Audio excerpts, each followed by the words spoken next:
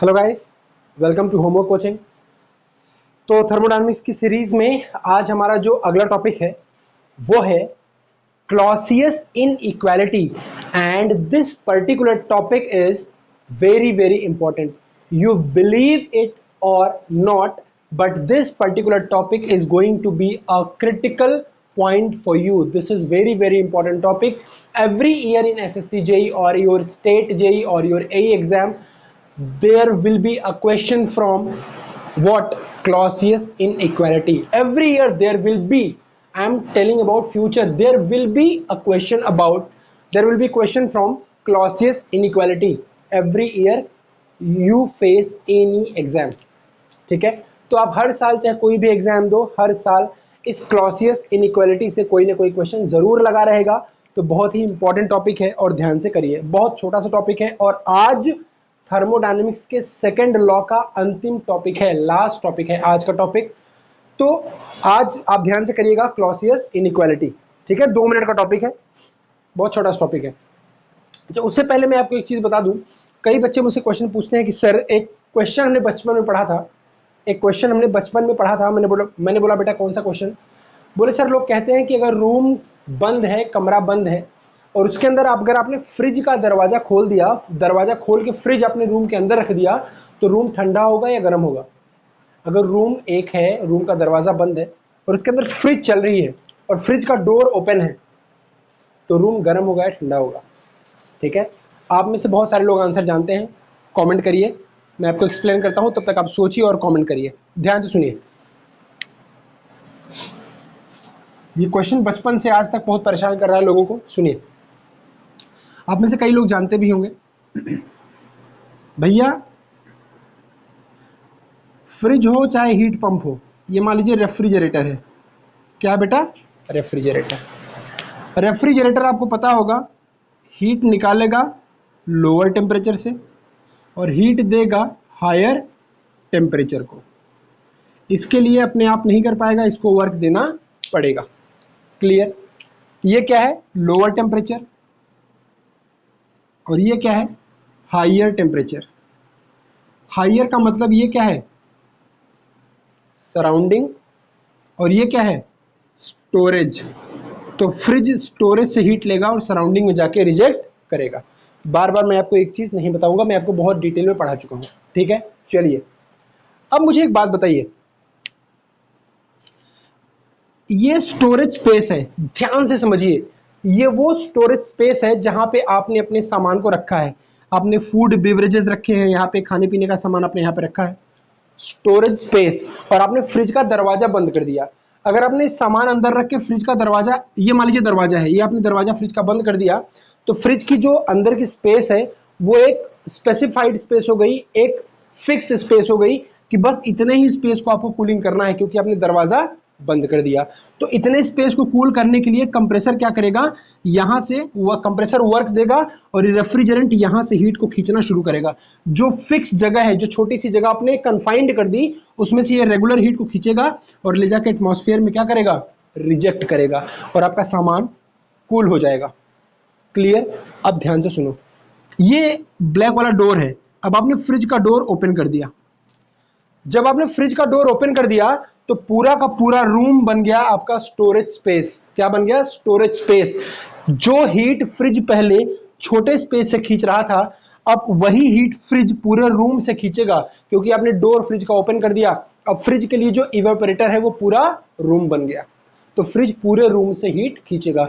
तो मुझे आप खुद बताओ, जब पहले वाला केस था, जब फ्रिज का डोर बंद था तो स्पेस क्या था? छोटा, और अब स्पेस क्या है? बड़ा, और फ्रिज को कूलिंग बराबर करनी है दोनों केस में। आप मुझे बताइए किस केस में ज्यादा हीट खींचना पड़ेगा? जब पूरा फ्रिज का स्पेस बड़ा हो गया या जब फ्रिज का स्पेस छोटा था, किस केस में ज्यादा हीट खींचना पड़ेगा? ऑब्वियसली सेकंड केस में। मतलब जब फ्रिज का दरवाजा बंद था तो जगह छोटी थी, हीट कम निकालनी थी। अब फ्रिज का दरवाजा खुल गया तो जगह बड़ी हो गई, पूरा रूम बन गया स्टोरेज स्पेस। अब पूरे रूम से हीट खींचनी है, ऑब्वियसली ज्यादा हीट निकालनी पड़ेगी पहले के कंपैरिजन में। और आपको पता है वर्क भी ज्यादा देना पड़ेगा, ज्यादा हीट को निकालने के लिए ज्यादा वर्क देना पड़ेगा, सिंपल सी बात है। अब आपने पता है, इक्वेशन लिखो, बहुत आसान है, कुछ है नहीं इसमें। देखो ध्यान से, इसको सिस्टम मान लो और सिस्टम की तरफ आने वाला बराबर इससे दूर जाने वाला, एनर्जी बैलेंस इक्वेशन। क्या लिखोगे, W प्लस Q1 ये दोनों इसकी तरफ आ रहे हैं, सॉरी W प्लस Q2 ये दोनों इसकी तरफ आ रहे हैं, इज इक्वल टू Q1। यही तो है, W plus Q2 is equal to Q1। अब ये ध्यान से देखो, ये Q1 क्या है, हीट रिजेक्शन। ये Q1 क्या है, हीट रिजेक्शन। कहां पे, आपके रूम के अंदर। कहां पे, आपके रूम के अंदर। जब पूरे रूम से हीट खींचना होगा तो Q2 भी ज्यादा हो जाएगा, पूरा रूम बन गया स्टोरेज स्पेस। उस ज्यादा हीट को खींचने के लिए वर्क भी ज्यादा करना पड़ेगा।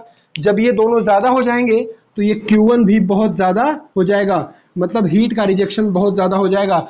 और मेरी लाल, मेरी डियर, जब हीट का रिजेक्शन बहुत ज्यादा हो जाएगा तो फ्रिज कूलिंग की जगह रूम को गर्म कर देगा, क्योंकि हीट का रिजेक्शन रूम में बहुत ज्यादा है तो रूम गर्म हो जाएगा अगर आप फ्रिज को खोल दोगे। क्लियर हुआ? हुआ? नोट कर लो।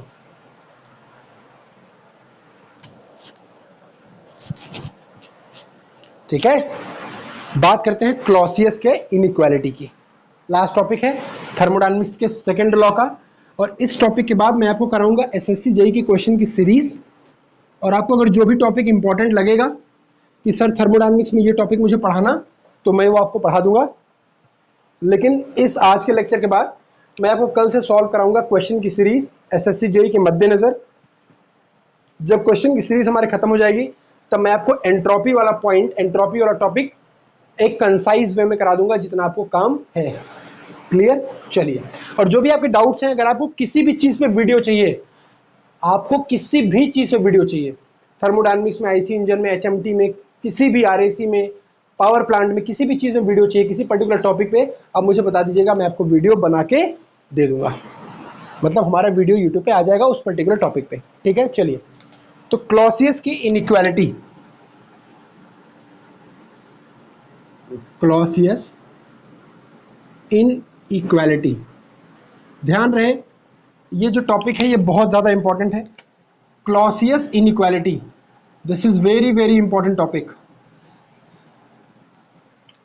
This is the last topic of second law of thermodynamics, and this is going to be the very very important topic. Clear?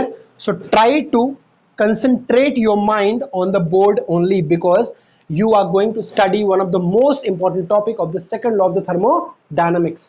So be aware, be careful, and be very very serious. Clear? चलिए, Clausius ने पहले statement सुन लो, पहले statement soon low.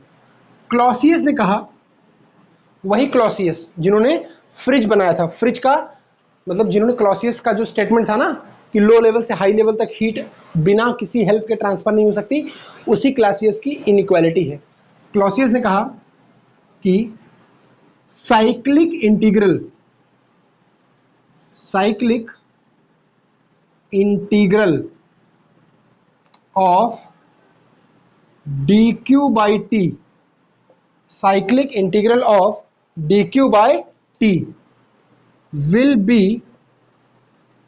be either 0 or less than 0, will be either 0 or less than 0। that I अब सुनो, अब इसको बस note करो, मैं समझाता हूं क्या है ये। that I integration cyclic integration, पूरे साइकिल में इंटीग्रेशन, पूरे साइकिल का योग, cyclic integral of dq by t will be less than or equal to 0। cyclic integral of dq by t will be either 0 or less than 0, means cyclic integral of dq by t will be less than or equal to 0। तो लोगों ने Clausius से पूछा कि भाई Clausius, ये जो statement बेटा तूने दिया है ये क्या बताता है? तो क्लॉसियस ने कहा बहुत जरूरी चीज बताता है, ये बहुत जरूरी सूचना देगा। लोगों ने कहा क्या? तो क्लॉसियस ने कहा it tells us about the nature of the cycle, it tells us about the nature of the cycle, means nature of the cycle का मतलब रिवर्सिबल और इरिवर्सिबल। कोई साइकिल रिवर्सिबल है या इरिवर्सिबल है, ये कौन बताएगा? क्लॉसियस की इनइक्वालिटी। क्लियर है? तो लोगों ने कहा कैसे बताएगा, क्या कहा, ध्यान से सुनना, पहले नोट कर लो फिर बताता हूं।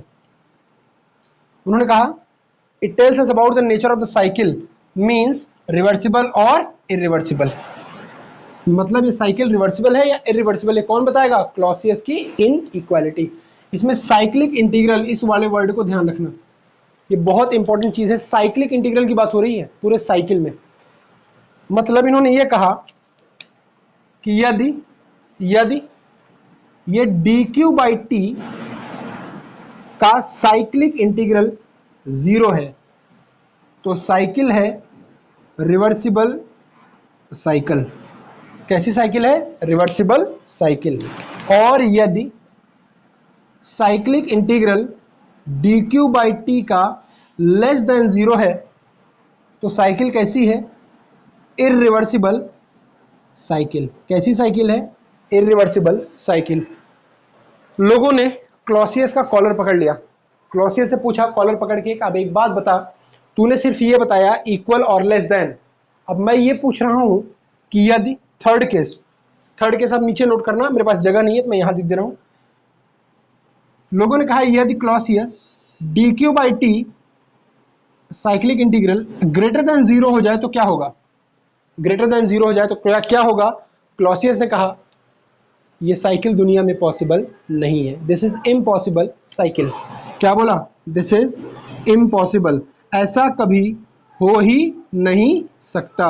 This cycle is completely impossible, ऐसा कभी जिंदगी में नहीं हो सकता कि cyclic integral D Q by T का ग्रेटर देन 0 हो जाए। क्लियर है? तो cyclic integral D Q by T कभी ग्रेटर देन 0 नहीं हो सकता। क्लियर है? चलिए सुनिए, अब क्या है, तो लोगों ने ये पूछा कि क्लॉसियस इस बात की कोई प्रमाण है कि cyclic integral D Q by T 0 से ज्यादा नहीं हो सकता, या सिर्फ ऐसे ही बोल रहे हो? तो क्लॉसियस ने कहा कि भैया मेरे पास प्रमाण है, बिना प्रमाण के साइंस में कुछ भी नहीं है। क्लियर? तो क्लॉसियस ने तीनों चीजों को प्रूव किया। अब मैं दिखाता हूं कैसे, समझिए कैसे। इसको नोट कर लीजिए प्रॉपर, फिर मैं आपको दिखाता हूं। अभी आप तीन चीजें बहुत ध्यान से करेंगे। पहला, cyclic integral of D Q by T अगर 0 है तो साइकिल रिवर्सिबल है। हर एग्जाम में क्वेश्चन पूछता है, ध्यान रखना, एसएससी जेई के one of the favourite question में से है ये। अक्सर हर साल आने वाले क्वेश्चन, हर साल आएगा। अगर सुबह के पेपर में नहीं आएगा तो शाम के पेपर में आएगा, ये बिल्कुल आना ही आना है। और अगर लेस देन 0 है तो इरिवर्सिबल, अगर ग्रेटर देन 0 है तो इम्पॉसिबल साइकिल। इस बात को अभी ध्यान रख लीजिए, मैं आपको प्रूफ करके दिखा देता हूं कि कैसे प्रूफ होगा, और जैसे ही मैंने प्रूफ करूंगा उसके बाद हमारा सेकंड लॉ ऑफ थर्मोडायनेमिक्स खत्म हो जाएगा। चलिए इसको नोट करिए। तो तीन तरह का आपको देखना है कि पॉसिबल क्या है, इम्पॉसिबल क्या है। इन्होंने क्या बताया, अगर बराबर 0 है तो रिवर्सिबल है, लेस देन 0 है इरिवर्सिबल है, ग्रेटर देन 0 है इम्पॉसिबल है। तो मैं आपको तीनों केस दिखा दे रहा हूं, ध्यान से देखो। ठीक है? हालांकि मैं आपको सिर्फ इतना ही बता दूं तो आपका काम चल जाएगा, बट फिर भी मैं आपको तीनों केस दिखा दे रहा हूं, और बहुत ध्यान से देखिए, बहुत ध्यान से, बस दिमाग को कंसंट्रेट करिए। 10-15 मिनट और दीजिए, उसके बाद टॉपिक आपका खत्म हो जाएगा। सेकंड ऑफ थर्मोडायनेमिक्स पूरी तरह से खत्म हो जाएगा। इसका एक टॉपिक बचेगा एंट्रोपी, बहुत इंपॉर्टेंट है, वो मैं आपको कराऊंगा जब मैं क्वेश्चन की सीरीज आपको खत्म कर दूंगा उसके बाद, ताकि आप थर्मोडायनेमिक्स में बिल्कुल साउंड हो जाइए और टेक्निकली साउंड रहिए, क्वेश्चन को आराम से सॉल्व कर सकें। तब हम आपको कराएंगे अगला टॉपिक। अदरवाइज सिर्फ थ्योरी पढ़ने से, राम कथा, सत्यनारायण जी की कथा सुनने से, राधे माँ की जय जय बोलने से कुछ नहीं होगा। ठीक है? क्वेश्चन सॉल्व करेंगे तभी कॉन्फिडेंस आएगा और तभी आपके मार्क्स आप कवर कर पाओगे। क्लियर? सुनिए, तो पहला केस, केस फर्स्ट क्या? Reversible cycle. रिवर्सिबल साइकिल के क्लॉसेस ने क्या कहा कि cyclic integral of D Q by T क्या होना चाहिए? 0। तो पहला केस क्या है? रिवर्सिबल साइकिल का। ये इसका मतलब क्या है मैं आपको समझाता हूं, ध्यान से देखो। जैसे मान लीजिए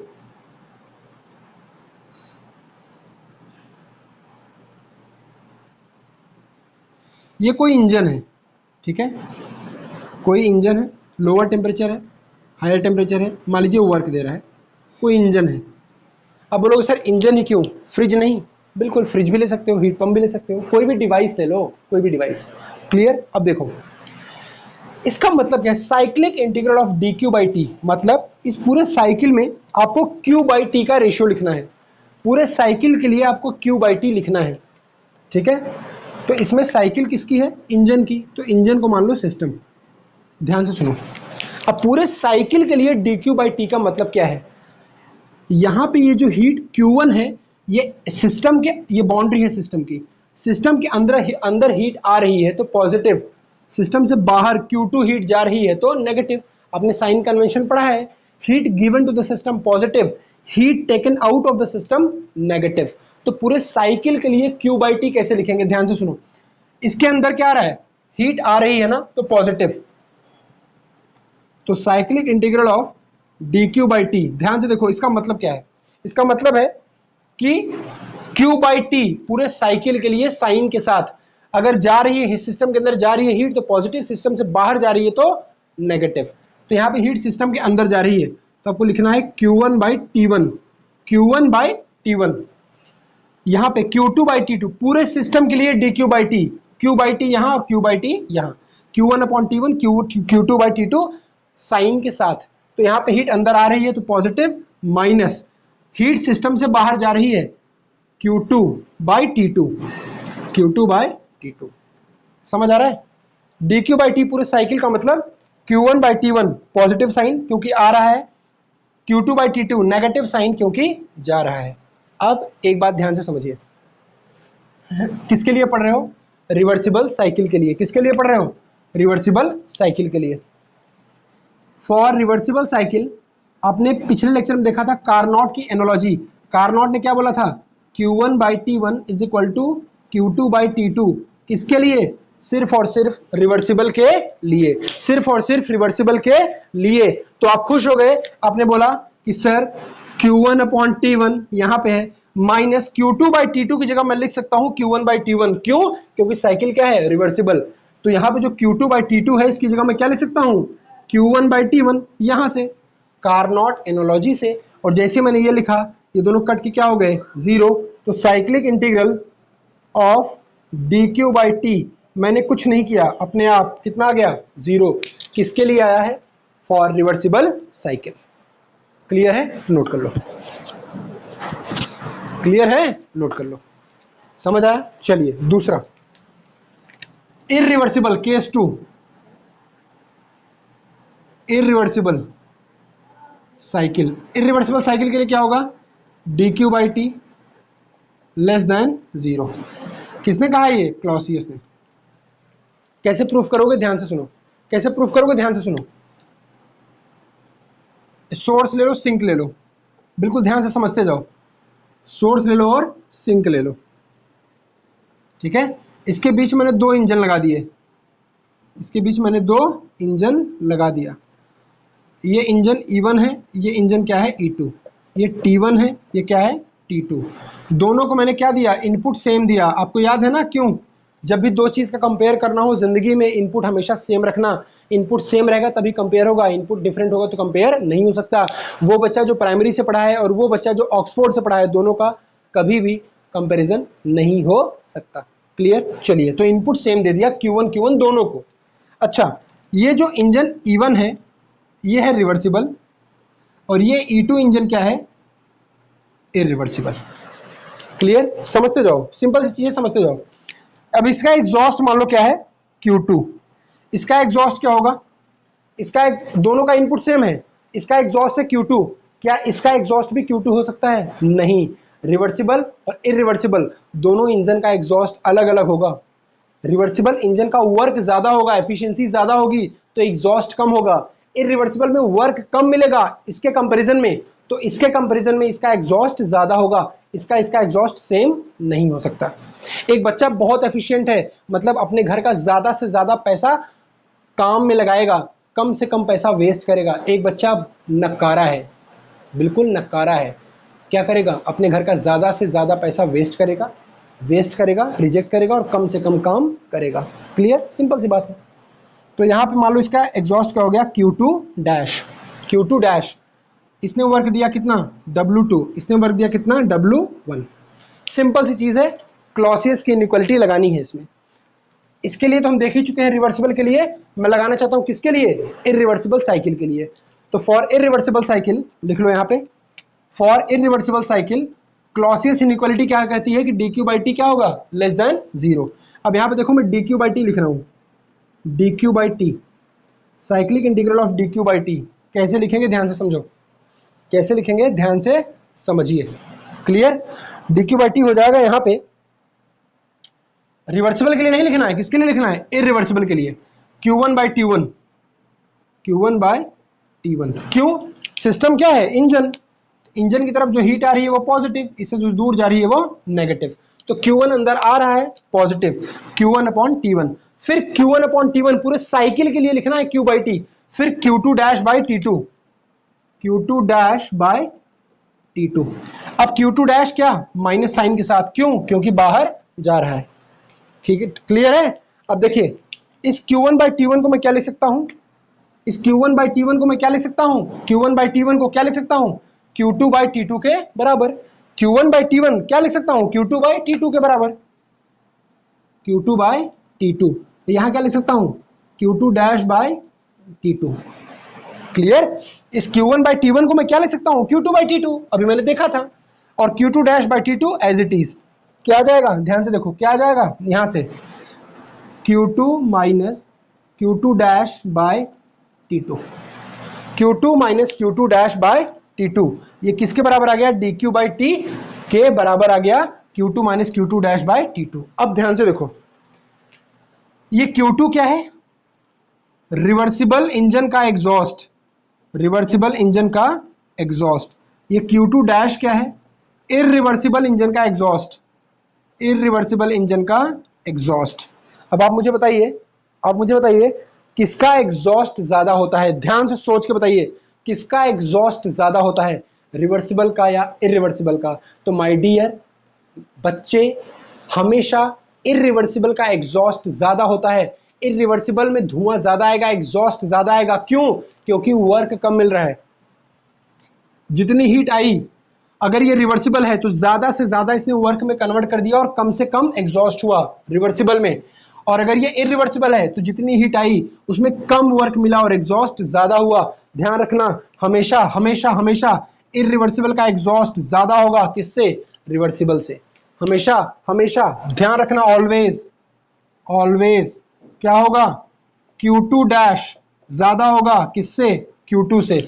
और मेरे लाल अगर ये Q2 डैश ज्यादा होगा Q2 से तो ये क्वांटिटी ऊपर वाली क्या आएगी, निगेटिव, क्या आएगी, निगेटिव। और निगेटिव का मतलब लेस देन 0।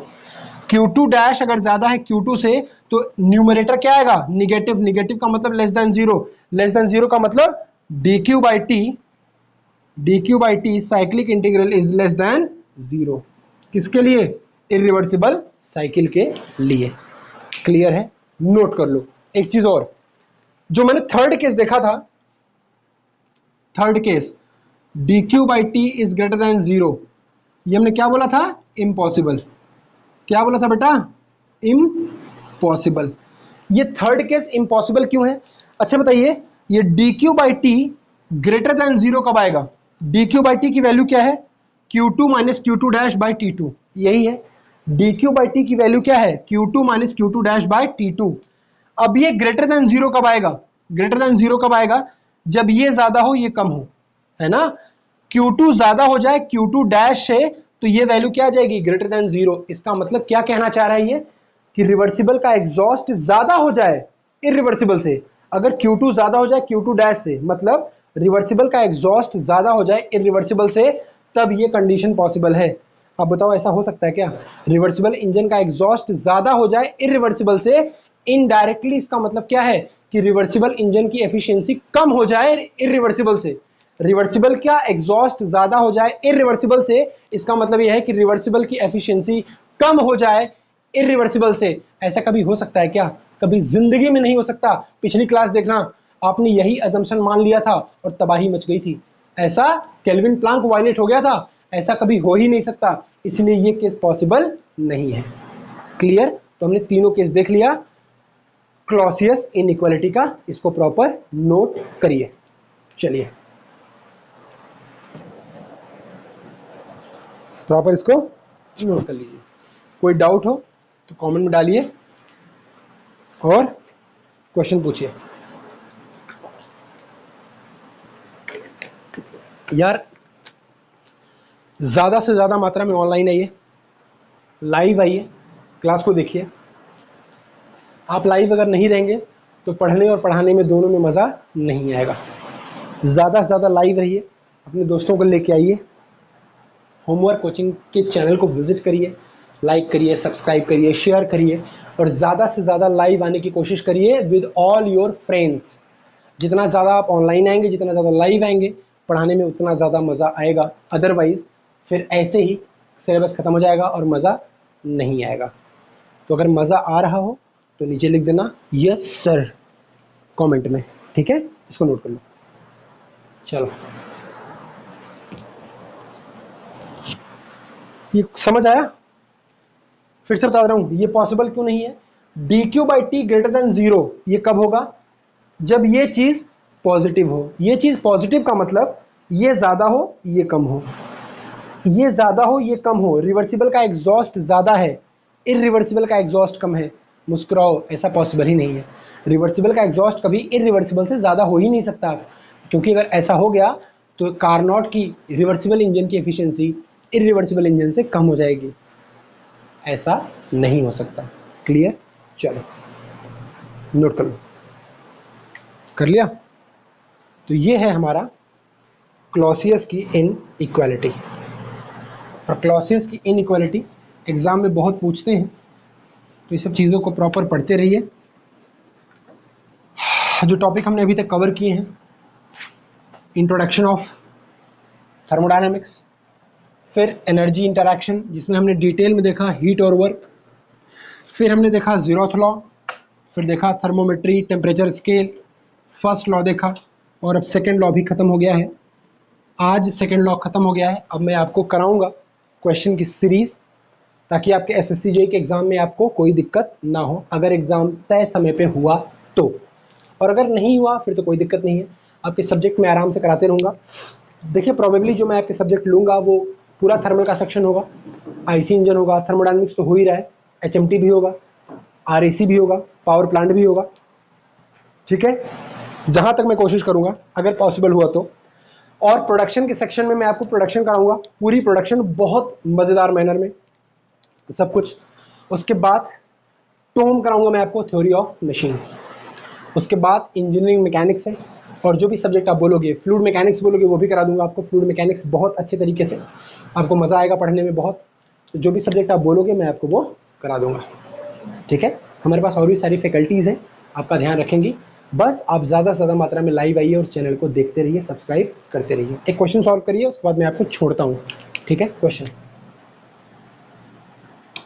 क्वेश्चन पूछा है कि the heat rejection of an engine, the heat rejection of an engine is at 300 Kelvin. The heat rejection of an engine is at 300 Kelvin, whereas the source is at 500 Kelvin. Whereas the source is at 500 Kelvin. Find the efficiency of engine. Find the efficiency of the engine. Question JEE का है, SSC JEE का। Solve करने की कोशिश करिए। मैं आपको 1 minute दे रहा हूँ, आप सॉल्व करिए और मुझे आंसर कमेंट में बताइए। आंसर। देखता हूँ कितने बच्चे आंसर कर पाते हो, बताइए भाई। किसी इंजन का सिंक का टेम्परेचर दिया है, सिंक का कितना 300, और सोर्स का कितना दिया है 500। एफिशिएंसी आपसे इंजन की पूछा हुआ है। सॉल्व करिए, बताइए, देखता हूँ कितने लोग आंसर कर सकते हो भाई।